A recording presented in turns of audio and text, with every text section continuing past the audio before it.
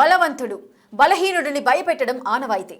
అయితే రెండు బలమైన ఆయుధ సంపత్తి ఉన్న దేశాలు యుద్ధంలో విరుచుకుపడుతున్నప్పుడు దాడులను తిప్పికొట్టడం కూడా ఆనవాయితే.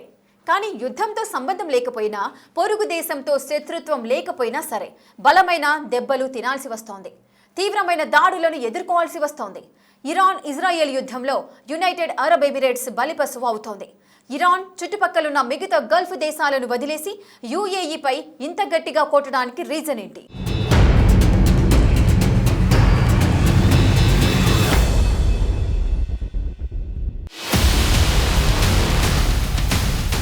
ఇరాన్ యుఏఈపై పగబట్టిందా? అరబ్ ఎమిరేట్స్ పై ఇన్ని దాడులెందుకు?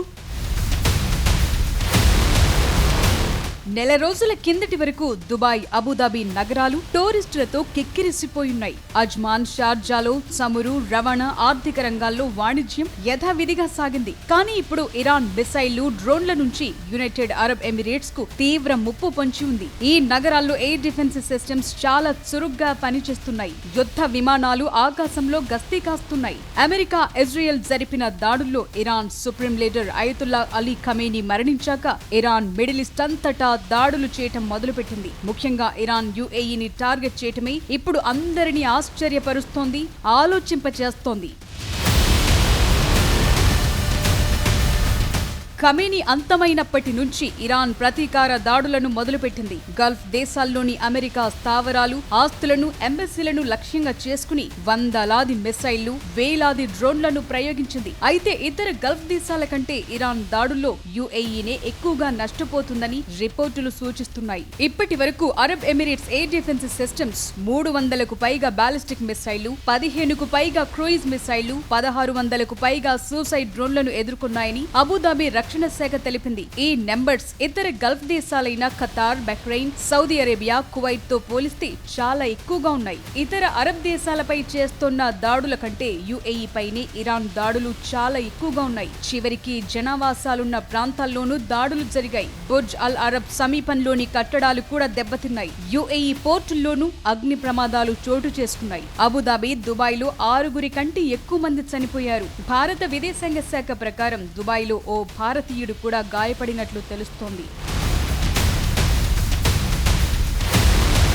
అయితే ఇరాన్ యుఏఈపై ఇంత తీవ్రంగా ఎందుకు విరుచుకుపడుతోంది అనే ప్రశ్నకు అనేక కారణాలున్నాయి. ఇందులో కొన్ని వ్యూహాత్మకమైనవి, భౌగోళికమైనవి ఉన్నాయి. ముఖ్యంగా యునైటెడ్ అరబ్ ఎమిరేట్స్ లో అల్దబ్రా ఎయిర్ బేస్ లాంటి కీలకమైన అమెరికా సైనిక స్థావరాలున్నాయి. అందువల్ల అమెరికా భూభాగాన్ని నేరుగా తాకకుండానే అమెరికా ప్రయోజనాలపై దెబ్బ కొట్టేందుకు ఇదొక టార్గెట్ గా మారింది. తమపై దాడులకు ప్రతీకారంగా ఇరాన్ అమెరికాపై నేరుగా దాడులు చేయలేకపోతోంది. అందుకే మిడిల్ ఈస్ట్ లో దాని మిత్రదేశం యుఏఈ, ఇరాన్ ఆగ్రహాన్ని ఎదుర్కోవాల్సి వస్తోంది. అయితే ఇతర గల్ఫ్ దేశాల్లోనూ అమెరికా స్థావరాలున్నాయి కదా అనే వాదనలు వినిపిస్తున్నాయి. దీనికి ఓ లెక్కుంది. అరబ్ ఎమిరేట్స్ అమెరికన్ స్థావరానికి హోస్టుగా ఉండటమే కాదు, అగ్రరాజ్యానికి ప్రధాన రక్షణ భాగస్వామి కూడా. అధునాతన ఆయుధాలు, జాయింట్ మిలిటరీ విన్యాసాలు సహా రక్షణ సంబంధాలను బలోపేతం చేసేలా 2 ఏళ్ల కిందటే 2 దేశాల మధ్య ఓ ఒప్పందం కుదిరింది.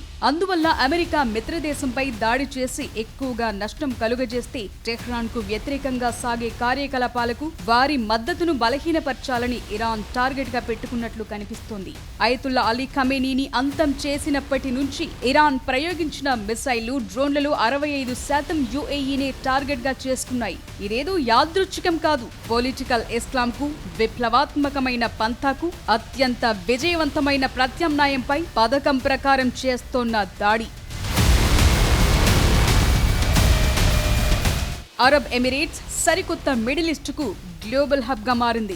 ఇక్కడ వ్యాపారం జోరుగా సాగుతుంది. రియల్ ఎస్టేట్ బూమ్ నడుస్తోంది. సేఫ్ హెవెన్ అనే విషయంలో ఎలాంటి డౌట్స్ కూడా లేవు. ఈ ప్రాంతంలోని మరే దేశానికి ఇంత ప్రాముఖ్యత లేదు. బలమైన సైనిక సామర్థ్యాలు, విస్తృతమైన అమెరికా ఉనికి ఉన్న సౌదీ అరేబియాతో పోలిస్తే డిఫెన్స్ విషయంలో యుఏఈ చాలా బలహీనంగా ఉంది. ఈ యుద్ధంలో సౌదీ అరేబియా కూడా ఇరాన్ దాడులను ఎదుర్కొంది. కానీ అరబ్ ఎమిరేట్స్ తో పోలిస్తే మిగతా గల్ఫ్ దేశాలు తక్కువ సంఖ్యలో దాడులు ఎదుర్కొన్నట్లు రిపోర్టులు తెలియజేస్తున్నాయి.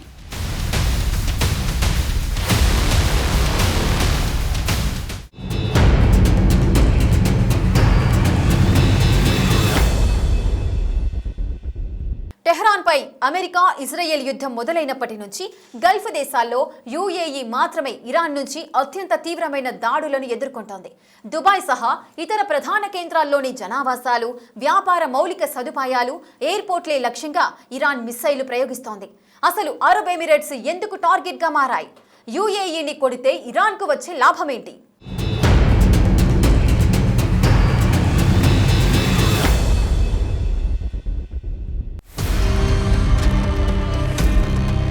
టెహ్రాన్ యుఏఈని లక్ష్యంగా చేసుకోవటానికి అనేక కారణాలు కనిపిస్తున్నాయి. యుఏఈ తనను తాను గల్ఫ్, పశ్చిమ దేశాల మధ్య వారధిగా నిలబెట్టుకుంది. పైగా ఆర్థిక, పర్యాటక, సాంకేతిక, వాణిజ్య రంగాలకు గ్లోబల్ హబ్ గా మారింది. ఈ ప్రాంతంలో పాశ్చాత్య ప్రభావాన్ని ఇరాన్ చాలా కాలంగా వ్యతిరేకిస్తోంది. దాంతో యుఏఈని టార్గెట్ గా చేసుకునేందుకు ఇది మరో కారణమనే విశ్లేషణలు వినిపిస్తున్నాయి. మధ్య ప్రాచ్యంలో అమెరికాకు సన్నిహిత మిత్రదేశం ఉండటం ఇరాన్ ప్రాంతీయ ఆశయాలకు ఓ సవాల్ లాంటిది. ప్రపంచ వాణిజ్యానికి అంతరాయం కలిగించడం, చమురు మార్కెట్లపై ఒత్తిడి తేవటం, స్థిరమైన సురక్షిత దేశంగా ఉన్న యునైటెడ్ అరబ్ ఎమిరేట్స్ కి ఉన్న ప్రతిష్టను సవాల్ చేసేందుకు ఇరాన్ తీవ్రమైన దాడులు చేస్తోంది. కేవలం అమెరికా స్థావరాలపైనే కాదు, పోర్టులు, ఎయిర్పోర్టుల లాంటి ఆర్థిక కేంద్రాలపైన దాడులు చేసింది.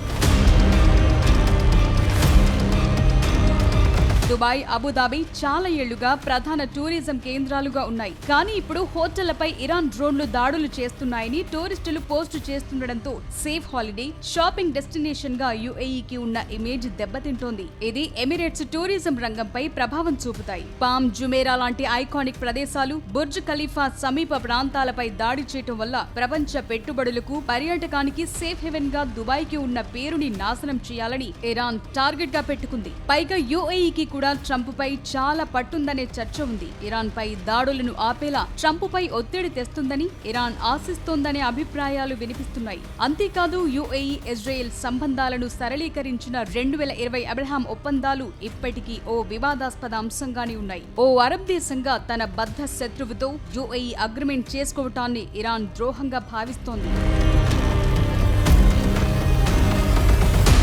ఇదంతా పక్కన పెడితే యుద్ధం మొదలయ్యాక ఫిబ్రవరి 28న ఇరాన్లోని మినాబ్లో ఐఆర్జీసీ కేంద్రాన్ని టార్గెట్ చేసి అమెరికా ప్రయోగించిన టోమహాక్ మిసైల్ పొరపాటున స్కూల్ పై పడి 165 మందికి పైగా విద్యార్థులు చనిపోయారు. ఈ మిసైల్ ని యుఏఈ బేస్ నుంచే ప్రయోగించారని ఆరోపణలున్నాయి. దాంతో అమెరికా పైన, దాని మిత్రదేశమైన యుఏఈ పైన ప్రతీకారం తీర్చుకోవాలనే కసి ఇరాన్ లో మరింత పెరిగింది. అరబ్ ఎమిరేట్స్ పై దాడులతో అమెరికాపై వీలైనంత ఎక్కువ ఒత్తిడి తేవాలని ఇరాన్ కోరుకుంటోందనే విశ్లేషణలు వినిపిస్తున్నాయి. కానీ ఇరాన్ చేస్తోన్న దాడులు యుఏఈ ప్రజల రోజువారీ జీవితాలను అతలాకుతలం చేశాయి. గగన తలాన్ని మూసివేయటం, విమాన సర్వీసులను నిలిపివేయటంతో అనేక ఇబ్బందులు ఎదుర్కొంటున్నాయి. దీని ఆర్థిక ప్రభావాలు ప్రపంచ వ్యాప్తంగా కనిపిస్తున్నాయి.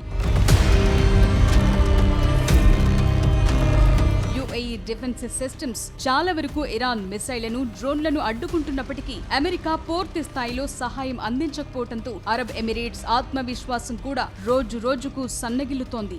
యుద్ధంలో భాగంగా ఇజ్రాయెల్, అమెరికా జరుపుతోన్న నిరంతర దాడులతో ఇరాన్ కు యుఏఈ టార్గెట్ అవుతోంది. ఆ దేశాల మధ్య అరబ్ ఎమిరేట్స్ బలి పశువుగా మారిందనే వాదనలు వినిపిస్తున్నాయి. ఇప్పటికీ ఈ దేశంలో మౌలిక సదుపాయాలు చాలా వరకు దెబ్బతిన్నాయి. టూరిజం పై దెబ్బ పడింది. రియల్ ఎస్టేట్ కూడా బాగా పడిపోయింది.